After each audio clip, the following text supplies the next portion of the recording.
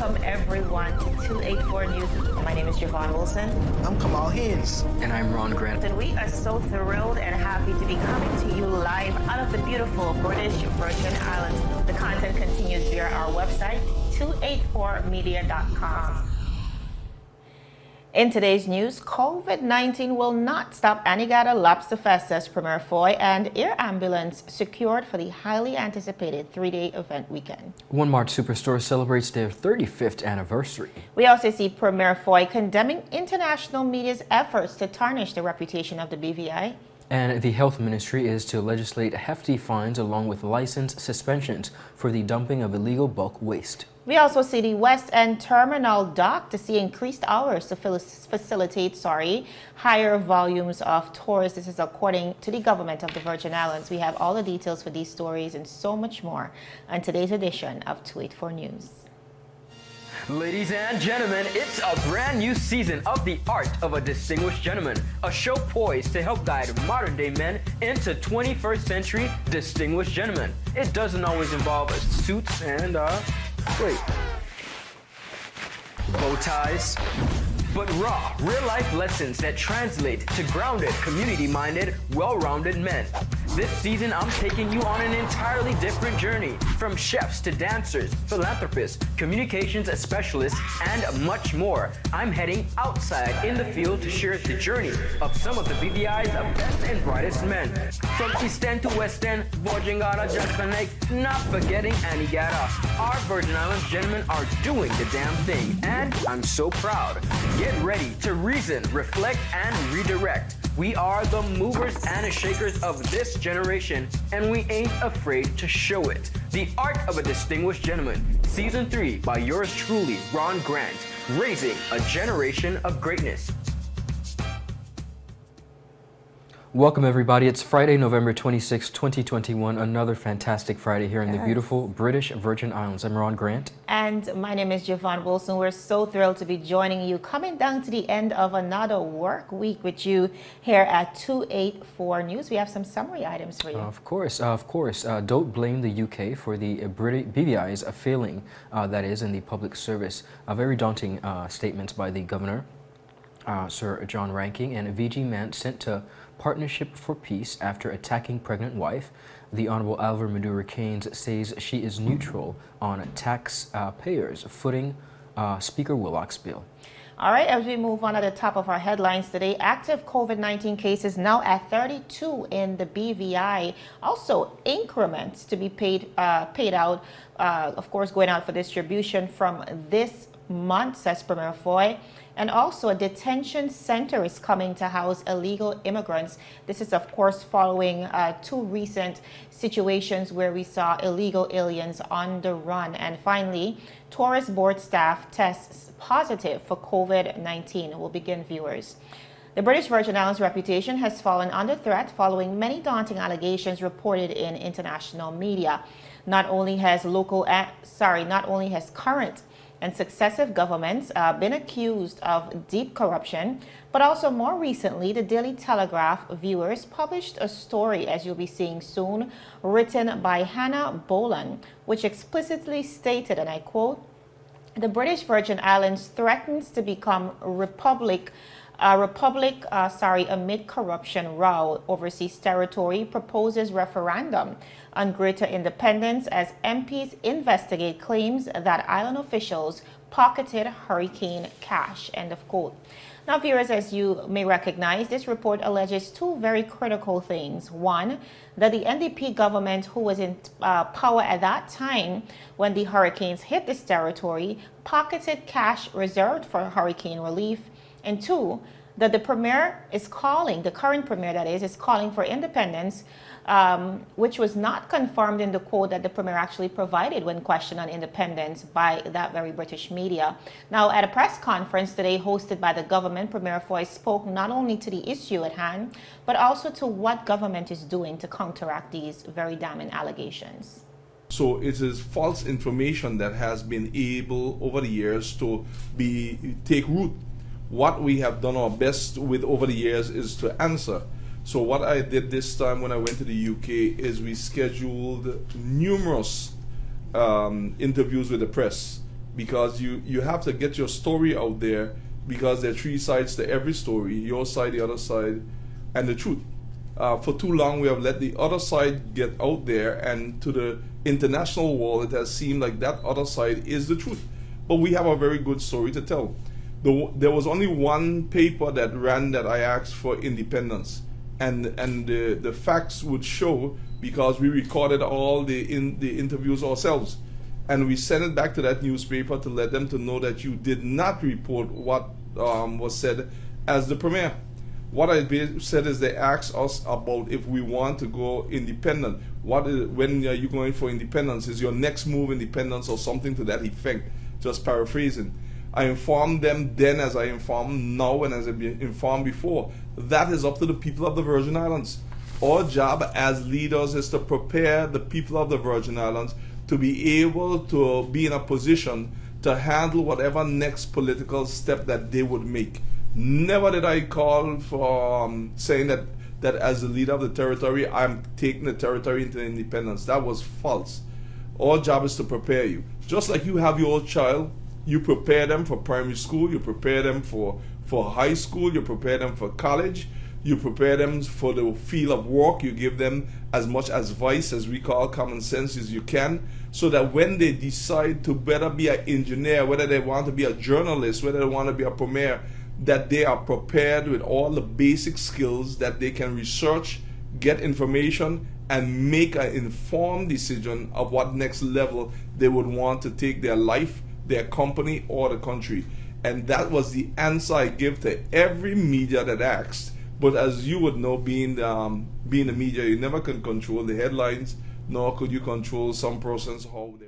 Now, Vera's Premier Foy said that these damning allegations are a direct threat to our financial reputation as a territory, as well as our vitality. In terms of reputation, it is a travesty that some people have said things that damaging to our reputation and said it like it is facts.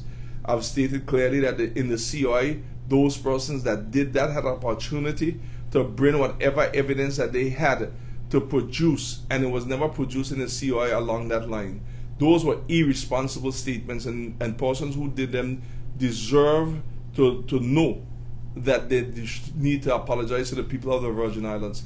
We're not saying that the Virgin Islands is perfect, but nowhere is, and that is irresponsible. We trade on our name. We have built a good brand of the BVI name over a period of years, long before my tenure and long after.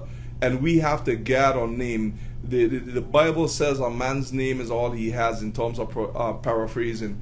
And when people play with your name, that's a very dangerous thing. That does not show that you are into a modern partnership when you do those irresponsible acts. Vera's Premier also commended the UK for their renewed commitment to a modern partnership, noting that our current governor, Governor John Rankin, is a mature one, willing to understand and meet the needs of the growing BVI economy.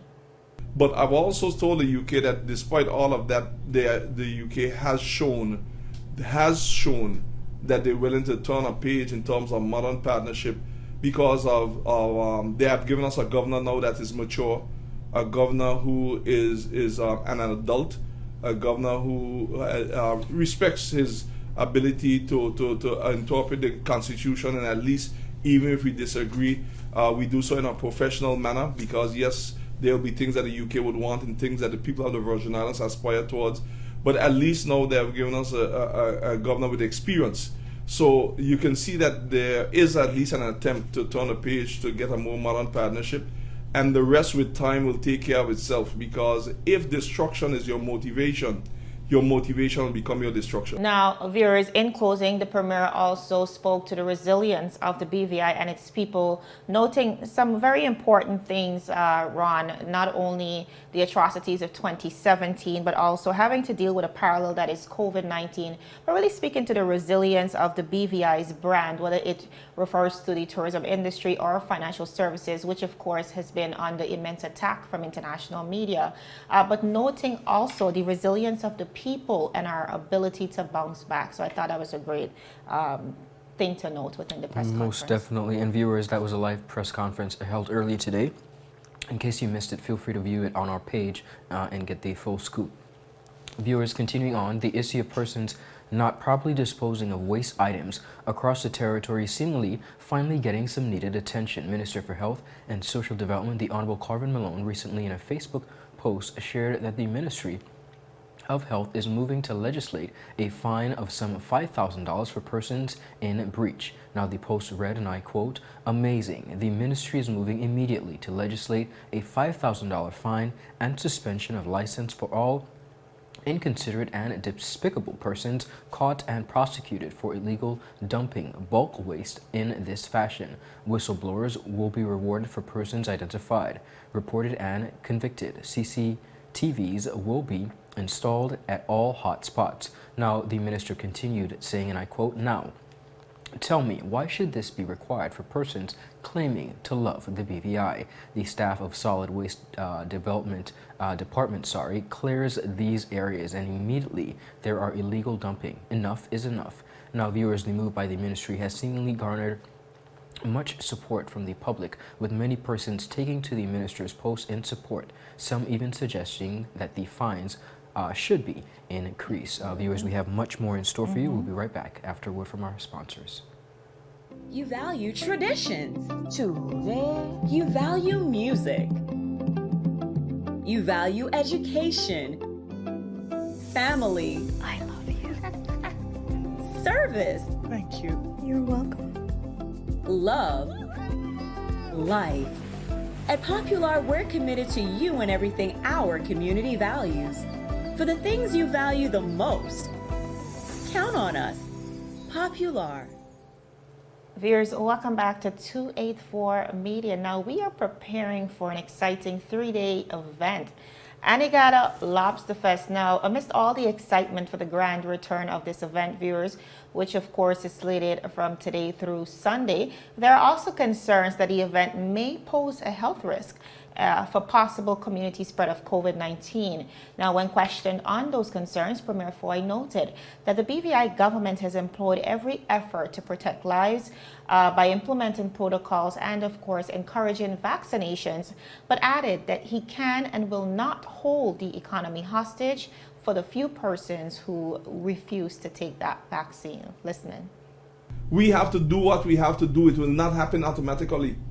But the government of the Virgin Islands right now, I must say, without being sounding too authoritative, but deadly serious, has no intention of shutting down again. It makes no sense. So we have to do what we have to do. So yes, there are going to be little outbreaks here and there. We'll have to manage them. We'll shut down what we have to shut down around it, but not shut down the whole BVI again. It's not going to happen. Mask up and get up and start do what you have to do, so we could get by this virus. That's all I can tell the people of the Virgin Islands. We've done everything we could do. You continue to pray. We have to move. We have to live and walk with COVID-19. It's as simple as that. It's not going anywhere. Now, viewers, just recently it was alleged that the staff at the BVI Tourist Board tested positive for COVID-19. Now, when questioned on how this will affect operations going forward for the Anegada Lobster Fest, this is what Premier Foy had to say as well. Well, they're still working, and one of the things that we have stated even in the ad for Tourist Board, and this is even before we had one, I think it was one two members that tested positive, but we always had put measures in place that for the Anegada Lobster Fest, only those Tourist Board members that are fully vaccinated were the one that will be deployed over in Anegada. So the contingency plan is in place, and it was good that we planned ahead. So we're trying to make sure that we mitigate it as much as possible. But whenever COVID-19 shows up, it causes a little hiccup, but it still doesn't shut down the Lobster Fest at all. It's still moving forward. Awesome. So the reports are true. Yes, we've had an issue with it. There's no need to hide it. It's going to happen now and again in government, but it's something that we're mitigating. And I'm very confident that the health team has done a very good job. And even before, with Tourist Board putting certain things in place and who would have been going Anegada, nevertheless, turned out to be very good proactive measures. So if I can add to the Premier saying, we spoke already of a paradigm shift. COVID has actually caused a paradigm shift already. And I said it before, the way persons work and live in a COVID era will not be the same as before COVID. These measures, whether contingency or alternative ways of working, must be in place now because COVID is not going anywhere. Must all be ready when COVID shows up to shift into another mode, remote working or whatever it is you have to do, alternative workers. These must be in place at all times in this COVID era so we can always respond to a COVID outbreak. Also brought to the forefront, that is, at today's press conference, was the concern that both of the air carriers out of Anegada is currently unable to fly. Premier Foy, however, noted that a new agreement has been met with an airline, namely Caribbean Buzz, who will be facilitating flights this weekend for any possible emergencies, but also noted that even going beyond that, this carrier will be providing flights between Anegada and Tortola, as well as the rest of the BVI, as well as St. Thomas. Listening. But I want to talk a little bit about the Anegada medical air evacuations. Traditionally, we have existed arrangements made with locally based aircraft carriers to have medical evacuations from Anegada on a case-by-case basis. However, both of the operators that would have normally been called upon are unable to provide this service at this time. One operator is out for recertification, and the other's operations is temporarily on hold. This left the island of Anegada without any air evacuation mode. Not just generally, but also we commenced the biggest lobster fest weekend in many years. With the traditional operators unable to provide service, the only other available option would be evacuation by sea. But we can all appreciate that when the waters are very rough, this would not be ideal or even feasible where the persons being evacuated are very ill and cannot take the bouncing around that the seas would cause. So your government, with the Minister of Health in the lead on this project, are ably assisted by the District Representative, Honorable Vincent Wheatley, and even our large member who has been very instrumental in this, Honorable Shireen Flex-Charles, has been working over the past 2 months or so to find an alternative, along with all the other members of government. But we are now pleased to announce that with the assistance of Mr. Coy Levens of Anegada, we were able to contact and interview a number of carriers that are based on Tortola and St. Thomas with a view to fill in the gap. We were able to finalize negotiations with Caribbean Buzz, a charter company that has the capacity and availability of a helicopter service. We are finalizing an agreement with Caribbean Buzz for emergency evacuation on a continuing basis from Anegada to Tortola or whatever location may be appropriate, such as St. Thomas or Puerto Rico. Further details on this arrangement will follow in due course.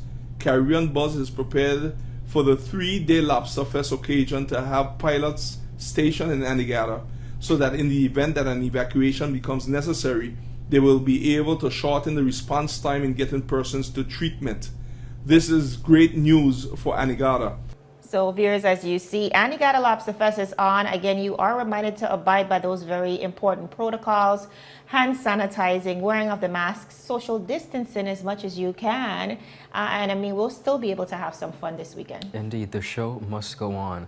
Continuing on yesterday, November 25th, Mart Superstore celebrated its 35th anniversary of business in the BVI. On a day when persons gathered to give thanks, the Honorable Mark Vanterpool, alongside his amazing wife, Mrs. Judith Vanterpool, and family, did just that. They were thankful for the past 35 years of service in business to the BVI community. Now, many persons gathered, viewers, to celebrate with the Vanterpool family. Speakers included the Honorable Premier Andrew A. Foy, the Honorable Shireen D. Flax-Charles, the Honorable Alvaro Maduro Keynes, the Honorable Marlon A. Penn, Mr. Omri Jarvis, and Mr. Myron Walwyn. And of course, in addition to Mr. Mark Vanterpool, who gave the keynote address. Now, leader of the opposition, the Honorable Marlon A. Penn, shared just how important Mart is to the BVI economy. Take a look.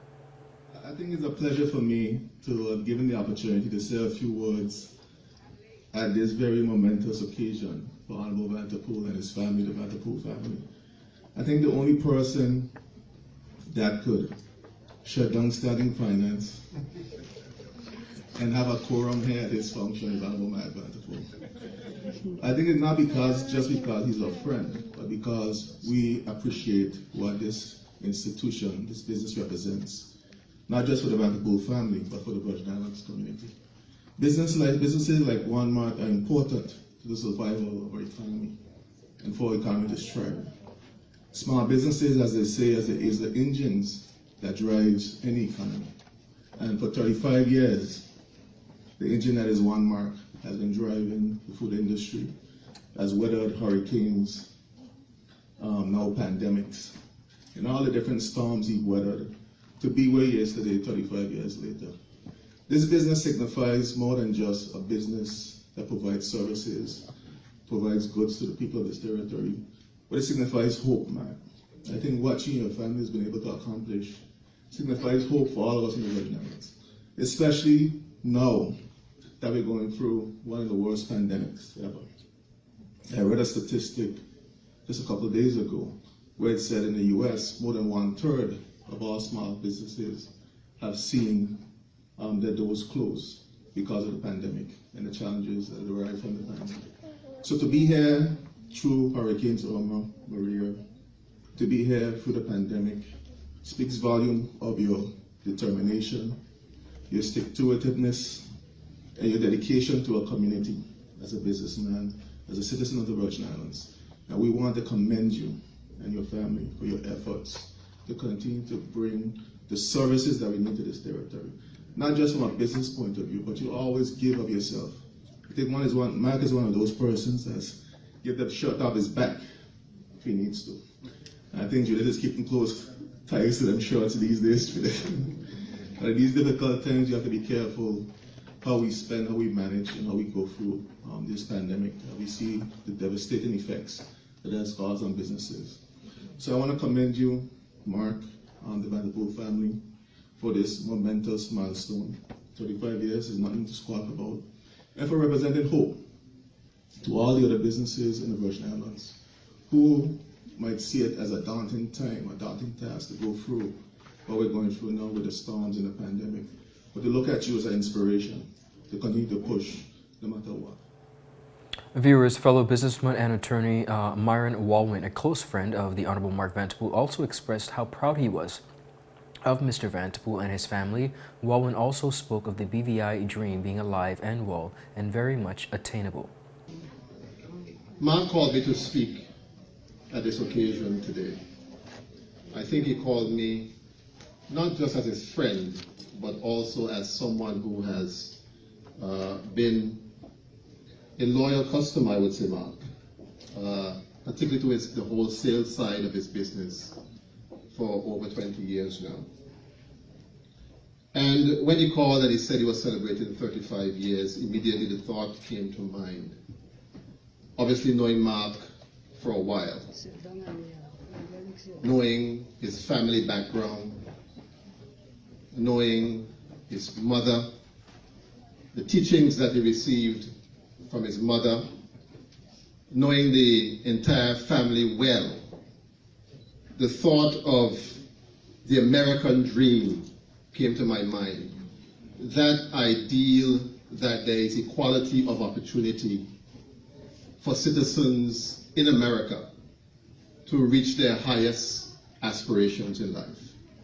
And I said to myself that even though there is the American dream, there is also the BVI dream. Yes. Because the same things and the same aspirations that citizens in the US have, we have the same aspirations here.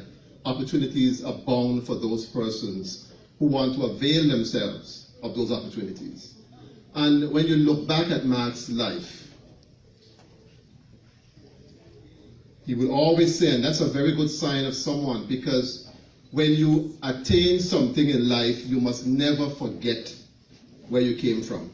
Because every single thing that you enjoy in life is a learning lesson that you're going to meet somewhere down the line. Mark's kindness comes from the fact that he didn't grow up with much. So when somebody comes to you and they are in need because you did not have much, it takes a special wicked person to turn a blind eye and not help somebody, fully well knowing where they themselves came from in life. And I am happy for Mark and his family. I'm very happy for them. I'm also very happy because a lot of the businesses that succeed in the BVI are second generation businesses. Many of them. The ones who come after had a foundation. And Mark, you had the opportunity to build a foundation because you started with your wife. You started this from ground zero. And because you've included your family in it, and Dalen is here, and Dion, is here, the grandchildren are here, you see that it's a setting up for a generational business that will take a very serious foothold in the economy of the BVI. And this is a wonderful thing. When you get involved in business, sometimes people think you get involved in business for yourself. Let me tell you something. You got a lot of times when you go home at the end of the month and they have a thing in the bank for you. Everybody gets money before you get it. At least that's the way it's supposed to be. And so when you make that level of investment, it's not just an investment in yourself. It's an investment in the future. It's saying that I have confidence in the economy of my country and I want to make a meaningful contribution to its development. And that's what Mark and his family is saying when they make the level of investment that they make in this business. Mark has spread his wings. He has come over into my area of business, my mouth push-up, a vex, but I'm still happy for him because that is what you should do. If you see opportunities, and that's why I started off by saying opportunities abound for people here who want to avail themselves of those opportunities. And I want to congratulate you, my friend. I'm very proud of you and your wife and your entire family. And I want to wish you all the best in your future endeavors, because I know you'll be doing other things. And as always, you do them very, very well. Congratulations again. As part of these celebrations, One Mart made a monetary donation towards the BVI Health Services Authority and the Family Support Network. Additionally, as part of One Mart's 35th anniversary celebrations, 30 current and 40 former staff members were made shareholders of the family-owned company.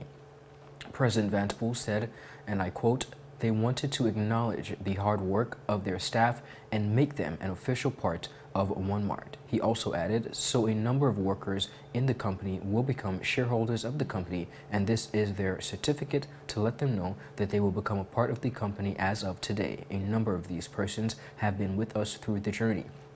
Some of the current staff for some 30 years who were made shareholders included Simon Robin, who was named the longest serving staff for 32 years, followed by Elenox Meckerson, who also came into the company some 31 years ago. Congratulations to One Mart Superstore on this very significant milestone and for showing that the BVI dream is alive and well. Viewers, up next, West End Terminal to see increase hours, of course, to facilitate a higher volumes of tourists, says a government, and we have a lot going on across the region. We'll try our best to get to it. The wait is over. CCT Fire is here. Experience ultra-fast downloads, seamless streaming, and even more reliable connectivity on an all-new fire-blazing super-fast CCT Fiber network. CCT Fire. Bring it home and upgrade today.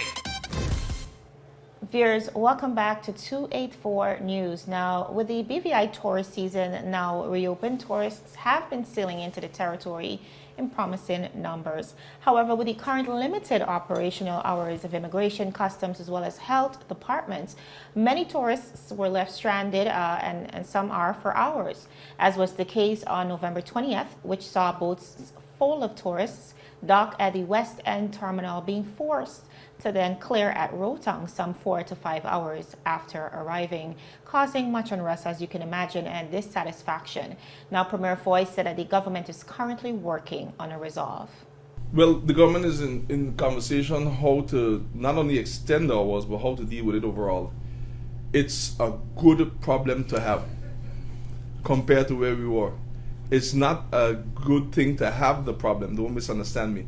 But from the point where we were told that we would never get back our tourism industry, from the point where we were told by just a few, 7 people saying the same thing 7 times a day, that sounded like 49, that we give away our marine industry and our whole tourism industry to our next door neighbors, which I'm glad for whatever they have been able to accomplish during COVID-19.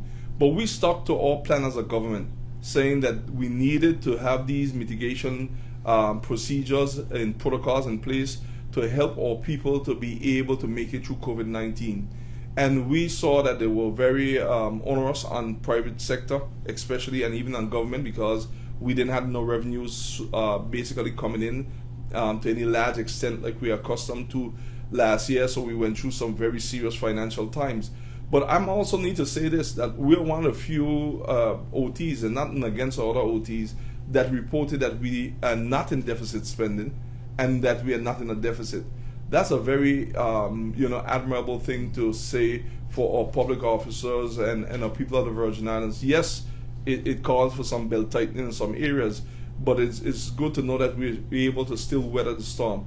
We are putting things in place to deal with that matter at the West End Ferry and other areas. Now, viewers, the tourism minister also noted other plans in motion to boost tourism operations throughout the territory. Because when we are finished with the plan that is on foot, that is now starting to come to fruition, you would see that we have many ports of entry for international travelers. Jocelyn Dykes with the sea travelers, international travelers, and as we state that we're talking about those vaccinated, of course. We just finished doing the repairs to the sewer system in Jocelyn Dykes at the building for the entrance. So that is fully operational, and international travelers will be going there. Also, the same will be happening for Virgin Gorda with the sea international travelers, the same for Anegada with the sea international travelers. You would recognize that already that we started that with West End, but we have to extend ours. Then we see that also with Virgin Gorda, which the representative is right here with me, and he's ecstatically and delightfully pleased that we have been able to get the Virgin Gorda airport open now, and the welcome center has been built, and we have also been seeing that we've been able to get the parking lot fixed and the road paved, all done by our people of the Virgin Islands. That's what makes me proud, in a transparent and accountable manner. And that also is open now to international travelers, as is, with the first flight, I think, scheduled for December 17th. I was told that that's one of the tentative flights by Cape Air, with many more to come. So the answer is yes, Western. We're also looking about getting some ferry boat services that will be leaving from Western and also coming into Western, so that we can start to jumpstart the whole businesses in West End, those who did the food sales, those who did the taxi operators, the car rentals. So we're looking at within the next 2 weeks to stimulate that area even more.